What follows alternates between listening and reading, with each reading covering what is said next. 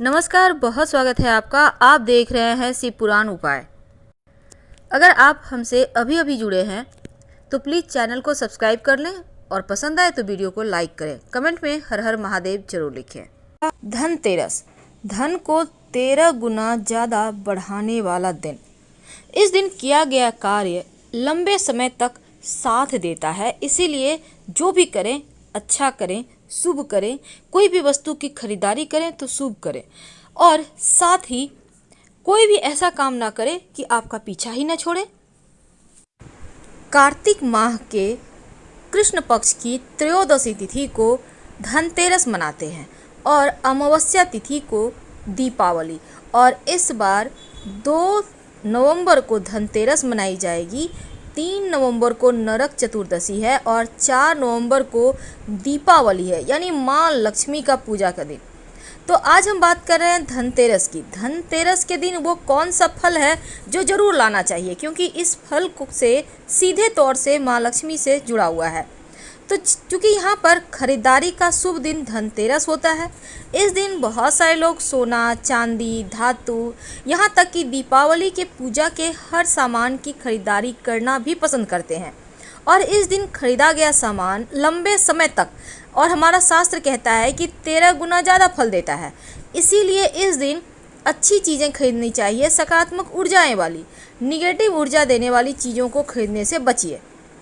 अब खरीदारी के लिए जब आप जाते हैं तो कई बार क्या होता है, बहुत सारी चीज़ें आपको ऑफर में मिलते हैं, तो वो चीज़ें आपके ऊपर डिपेंड करता है। लेकिन आज हम आपको कुछ खास बताएंगे कि धनतेरस के दिन क्या लाना बहुत आवश्यक होता है।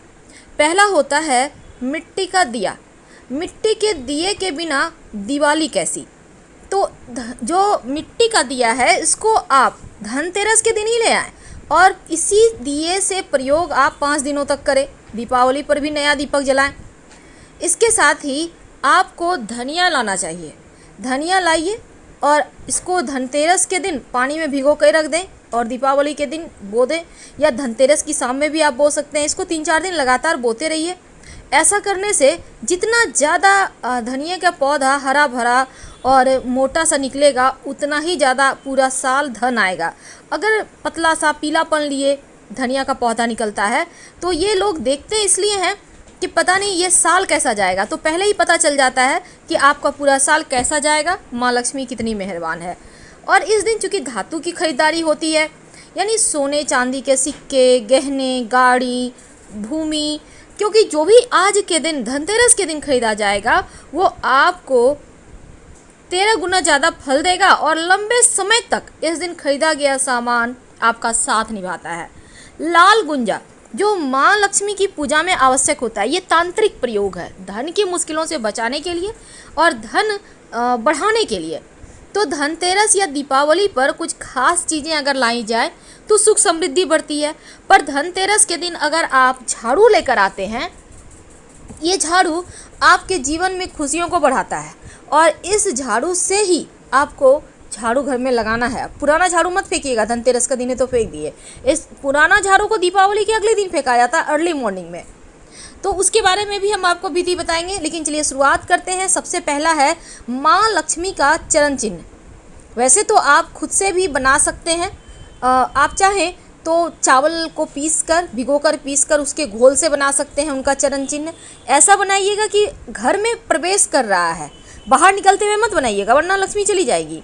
तो ये चरण चिन्ह सिर्फ आपको धनतेरस नहीं, दीपावली को भी बनाना है। आप चाहें तो रेडीमेड भी आप ला सकते हैं, वो बहुत अच्छा रहेगा। अब दूसरी वस्तु है श्रीयंत्र। श्रीयंत्र को माँ लक्ष्मी का प्रतीक माना जाता है। आप चाहें तो स्फटिक का श्रीयंत्र ला सकते हैं, या फिर आप धनतेरस के दिन या दीपावली के दिन भी ले आइए और इस श्रीयंत्र को, जो अंग बना हुआ है, इस श्रीयंत्र को आप अपने घर के पूजा स्थान पर रखकर इसकी नियमित पूजा करें तो धन की बरकत होती है। और तीसरी वस्तु क्या है, देखिए तीसरी वस्तु है कुबेर महाराज की तस्वीर। आपके घर में है तो लाने की आवश्यकता नहीं है, लेकिन कुबेर महाराज जो है वो धन के देवता हैं और धनतेरस के दिन इनकी पूजा होती है। तो कुबेर महाराज और धनवंतरी दोनों की पूजा धनतेरस के दिन होती है, तो इस दिन आपको लाना चाहिए और पूजा भी उनका देर शाम में करना चाहिए। चौथी वस्तु है शंख। अगर आपके घर में शंख पहले से है तो लाने की आवश्यकता नहीं है। शंख भगवान विष्णु और माँ लक्ष्मी की पूजा में विशेष महत्व रखता है, और अगर आपको दक्षिणावर्ती शंख मिल जाए तो ये सर्वोत्तम होगा। दक्षिणावर्ती शंख बजाया नहीं जाता, बल्कि इसको स्थापित किया जाता है और इसकी पूजा की जाती है। इसमें चावल भरकर रखे जाते हैं, बिल्कुल साबुत चावल, और चावल को एक एक करके माँ लक्ष्मी के मंत्र बोलते हुए उसमें डाला जाता है। वैसे आप जो शंख बजाया जाता है पूजा में, वामवर्ती शंख, उसको भी आप ला सकते हैं और नियमित रूप से इसी शंख का प्रयोग आप सुबह शाम पूजा पाठ में कर सकते हैं। वैसे तो मोती शंख भी आप ला सकते हैं, हालांकि ये बहुत दुर्लभ है, लेकिन दिखने में खूबसूरत होता है। अगर आप मोती शंख लाकर अपने घर में पूजा स्थान पर रखते हैं, स्थापित करके चावल डालकर सफ़ेद कपड़े में बांधकर, तो धन स्थिर हो जाता है। तो मोती शंख संभव हो तो लाकर आप भी धन को स्थिर कर सकते हैं। तो इस दिन आप माँ लक्ष्मी और गणेश जी की मूर्ति ले आइएगा, जो आप दीपावली के दिन पूजा करेंगे। अगर आपके घर में धातु की प्रतिमा है, पारद की प्रतिमा है, तो फिर लाने की आवश्यकता नहीं है। लेकिन आप मिट्टी का हर साल चेंज करते हैं, हर वर्ष, तो आप धनतेरस के दिन ही गणेश जी महाराज और लक्ष्मी जी की मूर्ति ले आइएगा। तो अगली वस्तु है कौड़ी। लक्ष्मी जी समुद्र से प्रकट हुई हैं और कौड़ी भी समुद्र में मिलता है, इसीलिए माँ लक्ष्मी की पूजा में पीली कौड़ियाँ रखने की परंपरा है। वैसे आप सफ़ेद, आपको पीला कौड़ी ना मिले तो सफ़ेद कौड़ी को हल्का सा हल्दी से कलर करके भी आप प्रयोग कर सकते हैं, लेकिन पीला ही कौड़ी आप कोशिश कीजिएगा। इसके साथ ही आपको चाहिए कमल गट्टा। अब माँ लक्ष्मी को कमल का पुष्प पसंद है, तो कमल का पुष्प का जो बीज होता है, कमल गट्टा जिसको कहते हैं, इसकी माला भी बनती है। संभव हो तो कमल गट्टे की माला से आप माँ लक्ष्मी का मंत्र जप कर सकते हैं, नहीं तो उनकी पूजा में कम से कम 5 कमल गट्टा जरूर अर्पित करें। तो कमल गट्टा का प्रयोग से भी धन की मुश्किलें समाप्त होती है। लाल गुंजा और गोमती चक्र, ये सभी वस्तुएं भी माँ लक्ष्मी को अति प्रिय है, तो उनकी पूजा में आवश्यकता होती है। वैसे तो धनिया और धनिया के साथ आप हल्दी की, पीली हल्दी की साबुत गांठ भी ले आइएगा, क्योंकि माँ लक्ष्मी की पूजा में हल्दी की गांठ की आवश्यकता होती है, क्योंकि देवगुरु बृहस्पति से सीधा संबंध है, तो धन को स्थिर करने के लिए इसकी आवश्यकता होगी।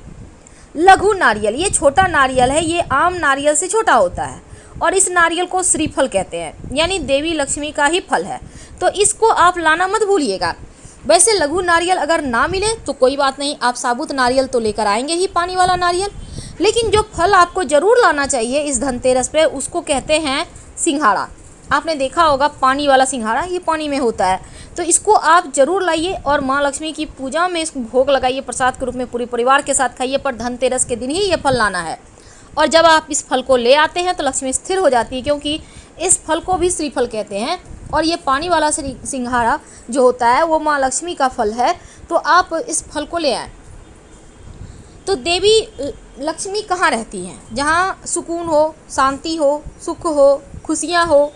इसलिए आप अन्य दिनों में आप कैसे रहते हैं ये आप जानिए, लेकिन जब आप धनतेरस से लेकर जो पंच महापर्व है भैया दूज तक, पूरे घर में शांति बनाए रखें, शांत रहें, झगड़े लड़ाई विवाद से दूर रहें, खुश रहें, क्योंकि जितना ज़्यादा आप खुश रहेंगे उतना ही ज़्यादा आपके जीवन में जो स्थिरता है वो बढ़ेगी, जो शांति है, सुकून है, वो बढ़ेगा, माँ लक्ष्मी प्रसन्न होगी। और गन्ना, जिसे हम ईख कहते हैं, गन्ना माँ लक्ष्मी को सबसे ज़्यादा पसंद है, क्योंकि माँ लक्ष्मी का जो एरावत है, एरावत को गन्ना प्रिय है, और जब एरावत प्रसन्न तो माँ लक्ष्मी प्रसन्न। इसलिए पूजा में गन्ना लाकर आप जरूर रखिएगा, धनतेरस के दिन ले आइए और लक्ष्मी पूजा में इसका प्रयोग कीजिए।